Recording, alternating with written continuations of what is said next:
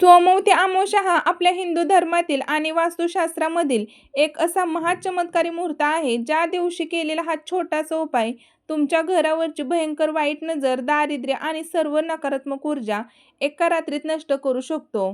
मंडळी, आज आपण या व्हिडिओमध्ये पाहणार आहोत की या येणाऱ्या सोमवती अमावस्येच्या शुभ मुहूर्तावर घराच्या मुख्य दारावर कोहळा विविध कसा बांधायचा. अनेक लोक कोहळा बांधतात, पण तो आठवड्याभरातच सडतो किंवा त्यातून पाणी गळतं, रक्त गळतं. हा काही अपशकुन आहे का? कोहळा खरेदी करताना कोणती एक चूक टाळावी, त्यावर ओम स्वास्तिक आणि काजळाची रेघ काढण्याची अचूक पद्धत काय आहे?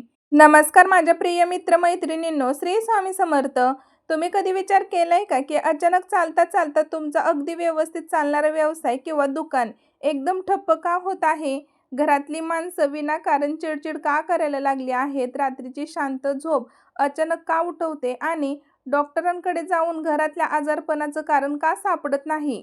या सर्व गोष्टींमागे एकच मुख्य कारण आहे, ते म्हणजे नजर दोष किंवा नकारात्मक ऊर्जा. आपल्या शास्त्रात म्हटलं आहे की नजर तो पत्थर को भी तोड देती है. म्हणजेच वाईट नजर एवढी धोकादायक असते की चांगल्या चांगल्या गोष्टींचा क्षणात कोळसा करू शकते. अनेकदा बाहेरचे लोक आपल्या घरी येतात, कौतुक करतात, पण त्यांच्या मनात काय चाललंय हे आपल्याला समजत नाही.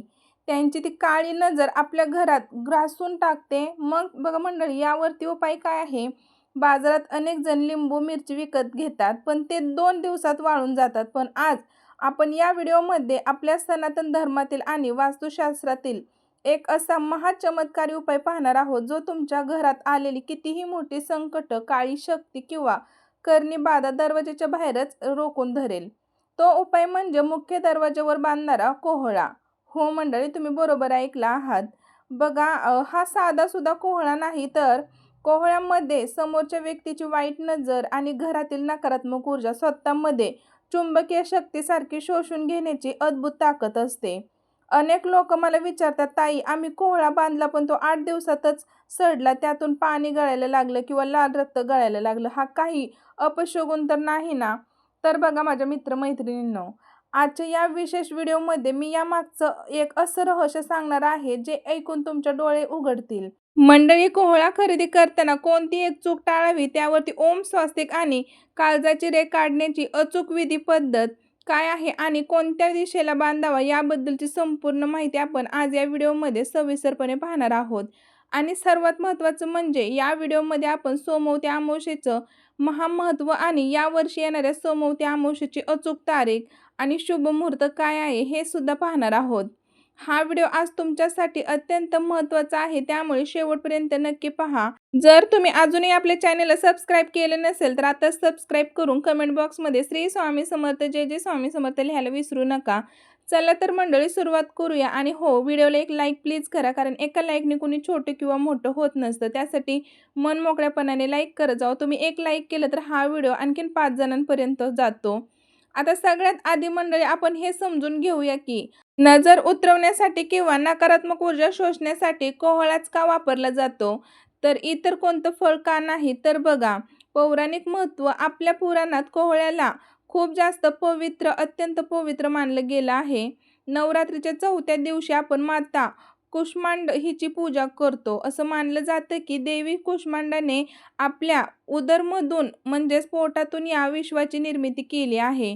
आणि मंडळी, कोहळा हे तिचं अत्यंत प्रिय फळ आहे. कोहळाचं बळी दिल्याशिवाय अनेक मोठ्या पूजा पूर्ण होत नाहीत. यामध्ये सुख, समृद्धी आणि संपत्ती आकर्षक करण्याची अद्भुत क्षमता असते. वैज्ञानिक दृष्टिकोनातून आता बघा मंडळी, काही लोकांना वाटेल की हे सगळं अंधश्रद्धा आहे, तर माझ्या मित्रमैत्रिणींनो, यामागे एक शुद्ध विज्ञान आहे. कोहळ्याची वेल किंवा फळ हे वातावरणातील सूक्ष्म जंतू, दूषित हवा आणि विशिष्ट प्रकारच्या लहरी स्वतःकडे आकर्षित करत असते. या फळामध्ये प्रामाणिक ऊर्जा म्हणजे जिवंत ऊर्जा सर्वात जास्त असते. जेव्हा एखादी व्यक्ती वाईट विचारांनी किंवा रागाने तुमच्या घराकडे पाहते, तेव्हा तिच्या डोळ्यातून निघणाऱ्या नकारात्मक लहरींना हा कोहळा चुंबकीय शक्तीसारखा स्वतःमध्ये शोषून घेतो. त्यामुळे ती वाईट ऊर्जा तुमच्या घरात प्रवेश करू शकत नाही आणि घराचे संरक्षण होते. मंडळी, कोहळा खरेदी करताना घ्यायची अत्यंत महत्त्वाची काळजी.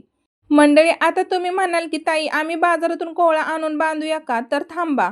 कोहळा खरेदी करताना घाई करू नका. वास्तुशास्त्रानुसार आणि पूजेच्या नियमानुसार कोहळा निवडताना काही गोष्टी लक्षात ठेवायच्या आहेत. सर्वात पहिली आणि महत्त्वाची गोष्ट म्हणजे कोहळ्याला देठ असायला पाहिजे. जो कोहळा बघा वरच्या बाजूला कापलेला असेल किंवा ज्याला देठ नसेल असा कोहळा पूजेसाठी अजिबात आणू नका. देठ हा त्याच्या फळाचा जीव असतो आणि त्यातूनच ऊर्जा शोषून घेतली जाते. कोहळा कुठेही कापलेला बघा खरचटलेला किंवा सडलेला नसावा. तो पूर्णपणे स्वच्छ, फ्रेश, अखंड आणि ताजा असावा. कोहळा घरी आणल्यानंतर काय करायचं तर बघा, घरी आणल्यानंतर तो स्वच्छ पाण्याने धुवून घ्यावा आणि आपल्या देवघराजवळ किंवा एखाद्या स्वच्छ वस्त्रावर ठेवून द्यावा. मंडळी, त्यानंतर पूजेसाठी लागणारं साहित्य अष्टगंध, कुंकू, काजळ, हळद, अक्षता आणि दिवा. कोहळ्यावरती प्रत्यक्ष चिन्हे काढायचे आहेत. जवळून बघा काढायचं आहे मंडळी. आता चला तर आपण हे जाणून घेऊया की कोहळ्याची विधिवत पूजा कशी करायची. अगदी सविस्तर पाहूया. जर आपण बघा विधीचे पालन केले नाही तर कोहळ्याचा कोणताही लाभ आपल्याला मिळणार नाही. त्यामुळे या प्रत्येक पायरीकडे नीट लक्ष देऊन ऐका. मंडळी बघा, कोहळा स्वच्छ धुवून पुसून घेतल्यानंतर एका बाजूने अष्टगंधाच्या मदतीने आपल्याला ओम काढायचा आहे. ओम तर सर्वांनाच काढता येतो. तो ओम काढायचा आहे. नसेल तर मग तुम्ही बघा फोटो किंवा व्हिडिओमध्ये बघून देखील काढू शकता.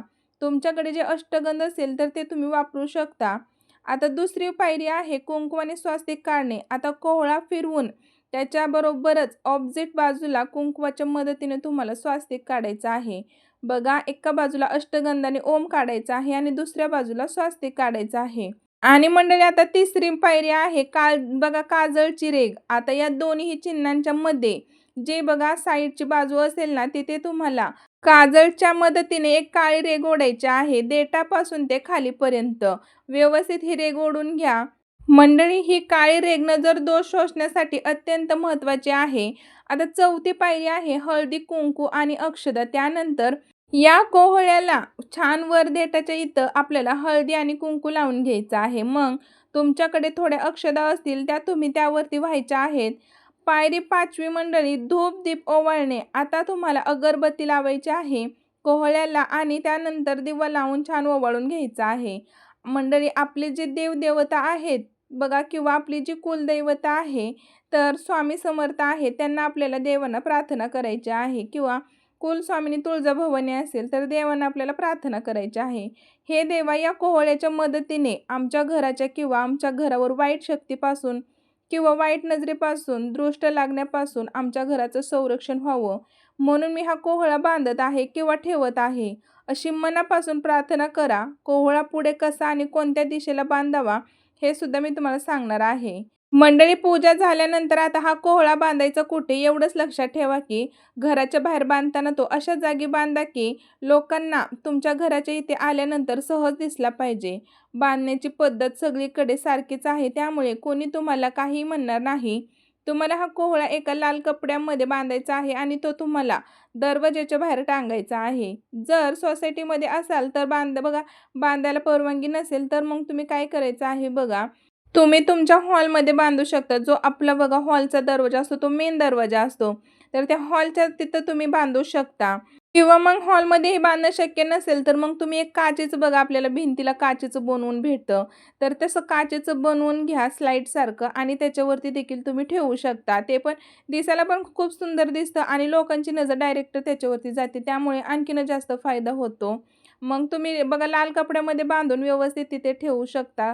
तुम्ही असं तुमचे म्हणजे छोटे कपाट असतील, शोचे कपाट असतील त्याच्यावर देखील तुम्ही ठेवू शकता. मंडळी, घरात कोणी आलं ना तर डायरेक्ट त्याच्यावरती दृष्टी जाईल, त्याच्यावरती नजर जाईल असं आपल्याला ठेवायचं आहे. आता दिशा कोणती असावी तर बघा, कोहळा ठेवताना दिशा खूप महत्त्वाची आहे. कोहळा फक्त दिशेकडे तोंड करून मात्र ठेवू नका. कोहळा तुम्ही किंवा पश्चिम दिशेला ठेवू शकता. मंडळी, सोमवती अमावस्येच्या दिवशी कोहळ्याची विधिवत पूजा करून तो तुमच्या घरी नक्कीच बांधा. माझ्या मित्रमैत्रिणींनो, आता आपण अशा विषयाबद्दल बोलणार आहोत जो या उपायाची ताकद 1000 पटीने वाढवतो. तो म्हणजे सोमवती अमावस्या.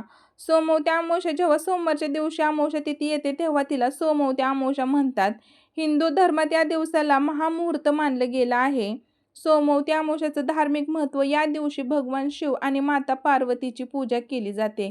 असं मानले जाते की सोमवती अमावस्येला केलेले दान, जप, वस्तू आणि उपाय कधीही अपयशी ठरत नाहीत. जर तुमच्या कुंडलीमध्ये पितृदोष असेल, घरात सतत पैशांची तंगी असेल किंवा घरामध्ये वाईट नजर एखादी असेल, शक्तींचा तीव्र प्रभाव असेल, सोमवती अमावस्येच्या दिवशी घरात नवीन कोहळा बांधल्याने सर्व दोष तात्काळ नष्ट होतात आणि घरात माता लक्ष्मीचा कायमचा वास राहतो.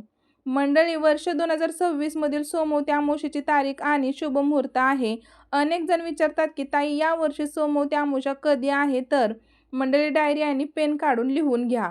वर्ष 2026 मध्ये मुख्य सोमवती अमावस्या ही आहे की 15 जून 2026 सोमवार रोजी येत आहे.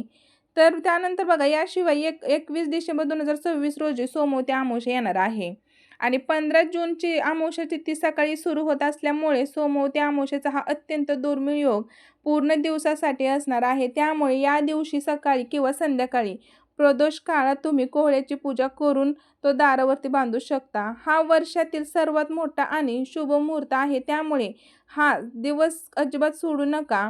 कोहळा खराब झाला तर काय समजावे? मंडळी बघा, आता आपण सर्वात महत्त्वाच्या विषयाकडे वळूया. कोहळा टांगल्यानंतर अगदी आठवड्याने सुद्धा कोहळा खराब होतो. अशा वेळी अजिबात आपल्याला घाबरून जायचं नाहीये. तुम्हाला असं वाटायला नको की बापरे, हा काय अशुभपणा झाला, शोकून झालेला आहे का?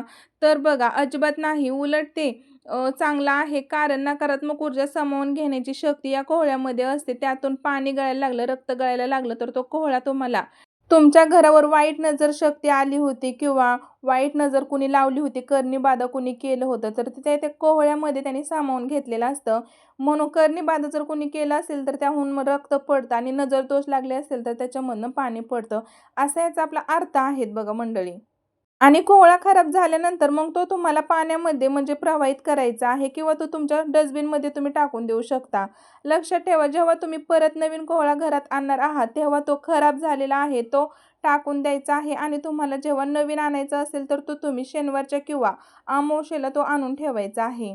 शनिवार असेल तर, अमावस्या असेल तर हा कोहळा तुम्ही तेव्हाच आणून परत तीच पूजा करून परत तुम्ही ठेवायचा आहे. बघा मंडळी, कोहळा बाद व्हायला लागला तर घाबरून जाऊ नका. जेवढी काही नकारात्मक किंवा वाईट शक्ती असेल ती एकदाच तुमच्या 4, 5, 6 जेवढे व्हायचे आहेत तेवढे बाद होऊ दे. हे सलग झाल्यानंतर एक वेळ अशी येईल की 4 महिने, 5 महिने कोहळा जशाचे तसंच राहील आणि घरात तुमच्या सकारात्मक ऊर्जा हळूहळू वाढू लागेल. त्यामुळे मंडळी, जरी लवकर बाद झाला तर घाबरून जाऊ नका. लगेचच पुढचा येतोय त्या शनिवारी किंवा अमावस्याला किंवा दरशा अमावस्याला येत म्हणजे प्रत्येक महिन्यामध्ये प्रत्येक अमावस्या येतच राहतात, तर त्या अमावस्याला तुम्ही कोहळा बांधू शकता आणि चेंज करू शकता. आता समजा 4 महिने किंवा 5 महिने कोहळ्याला काहीच झालं नाही आणि पुढची सोमवती किंवा दरशा अमावस्या येत असेल, परत बघा, हा वाहून दुसरा कोहळा सुद्धा तुम्ही बांधू शकता. अशीच पूजा करून विविध तुम्ही परत तो टांगू शकता. आता तुम्हाला कळालं असेल की कोहळ्यामध्ये भरपूर ताकद असते की निगेटिव्ह इडापिडा, वाईट शक्ती किंवा नजर दोष जे काही असेल ते शोषून घेण्याची ताकद असते. आता मी अशा काही प्रश्नांची उत्तर देणार आहे जे तुमच्या मनात नक्की आले असतील. पहिला, कोहळा दुकानात किंवा ऑफिसमध्ये लावू शकतो का? तर उत्तर आहे हो, नक्कीच. तुमच्या दुकानाच्या किंवा ऑफिसच्या मुख्य दारावर कोहळा लावल्याने व्यवसायाला लागलेली नजर दूर होते आणि ग्राहक गर्दी वाढू लागते. पैशांची आवक सुधारते. आता प्रश्न दुसरा, सुतकामध्ये किंवा मासिक पाळीमध्ये काय करावे? उत्तर आहे, घरात सुतक असेल किंवा मासिक पाळी असेल तर कोहळ्याला अजिबात हात लावू नका किंवा पूजा करू नका. घरातील नजर शुद्ध व्यक्तीने पूजा करावी किंवा जे दिवस संपल्यावरती विविध पूजा करावी. तर माझ्या स्वामी भक्तांनो, आजच्या या व्हिडिओमध्ये आपण कोहळा बांधण्याचे संपूर्ण शास्त्रविधी आणि सोमवती अमावस्येचे महत्त्व समजून घेतले आहे. मंडळी, या येणाऱ्या सोमवती अमावस्येला हा उपाय तुमच्या घरी नक्कीच करून बघा. काही प्रश्न असतील कमेंट बॉक्समध्ये नक्की विचारा. आजची ही सविस्तर माहिती कशी वाटली हेही सांगा. जर व्हिडिओ आवडला असेल तर प्लीज लाईक करा, शेअर करा आणि सबस्क्राईब करायला विसरू नका. पुन्हा भेटूया अशाच अत्यंत माहितीपूर्ण व्हिडिओसोबत. तोपर्यंत स्वामीचरणी प्रार्थना करते की सर्वांचे दिवस सुखाचे, समाधानाचे जावो. श्री स्वामी समर्थ आणि धन्यवाद. मंडळी, भेटू पुन्हा नवीन असेच एका व्हिडिओमध्ये. आणि हो, अमावस्येबद्दल आणखीन खूप भरपूर व्हिडिओ आपल्या चॅनलवरती आहेत, ते पण सर्वांनी जाऊन चेकआउट करा की आपले बघा पितृदोष लागलेले असेल ते दूर कसे करायचे, हे पण भरपूर व्हिडिओ आहेत, तर ते पण चेकआउट करा. भेटू पुन्हा नवीन असेच एका व्हिडिओमध्ये. तोपर्यंत सर्वांना श्री स्वामी समर्थ.